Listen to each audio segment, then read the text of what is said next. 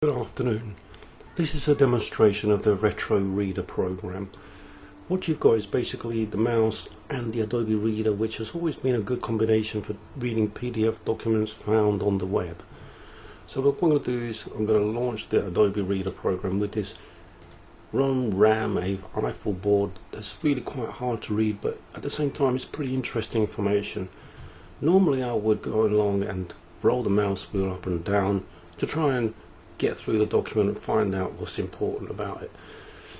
What I've done here with the retroReader is I've made like an interface over the screen that goes over it, and it makes it a bit more prettier. So I'm going to basically do what I would do to run the program. I'm just going to run it as a script, and then the program confirms with you that, does this look like the reader is moving the text up or down the screen. So what you do is you roll the mouse. In this case I'm running it forward and leave it there, and now it's calibrated. So I'm ready to roll. What this now lets me do is I'm going to use the same rolling mechanism, but instead of rolling it like Reader does it, I'm rolling it more like a Mac does it. So the more I kind of roll the screen, I'm rolling it like a skateboard kind of thing.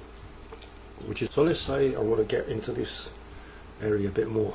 Now if I'm going to press the right mouse button, I get this nice crosshair thing that comes to help me.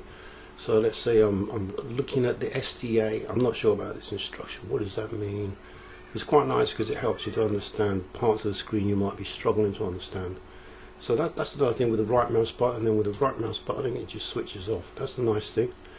And then the other thing is, let's say I'm stuck over this bit and I end up reading this paragraph for about 5 hours, or you can just press the middle mouse button and it will roll you a nice custom 80s kind of game animation.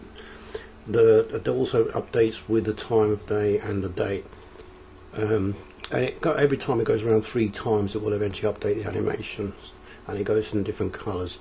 There is also an overlay of a background which you can sort of see as a checkerboard. You might be able to see it. I'm hoping you're going to be able to see it depending on the capture software. If it captures that window, it's transparent so you can still read it, but it kind of just makes it a bit more easier on the eye to break down the text, the information, especially useful for technical stuff.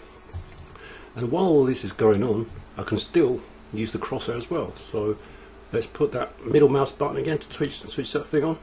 I can still use the crosshair and it will still allow me to use both things. So, and also now it's updated the animation. This is Grycer on the Commodore 64, I think it's called. Quite a major big Commodore 64 title, sideways scrolling game. Quite amazing, impressive technical feat there. And if I want to roll off this bit, I can still use that feature, and it will bring back my stuff. Bring back my gizmos for reading the screen as well when it stopped reading, which is quite good. So it makes the computer reading process a bit more helpful. It kind of assists. It's another thing that you can't see that's monsters on the BBC Micro. If you actually press P, I'm going to watch. I'm not sure you can see it because of the screen capture program, but on mine that red thing, the red crosshair, is pulsing up and down, so it's getting stronger and weaker, which kind of helps you to understand parts that you might not necessarily want permanently to be marked red, but you still want to kind of check out what they mean. So like for example, what's this RAM chip, for example, on the top. If you can't see it, it's because the screen reader doesn't capture it, the screen capture program doesn't capture it, but it's there, it's P anyway. But to finish the script, it's just literally one key, escape, and it's gone from memory, and then you're back to good old-fashioned floor 32 reader, with Biff Co, as it is an alternative 1984, whatever it is, So hope you enjoyed that. Bye for now.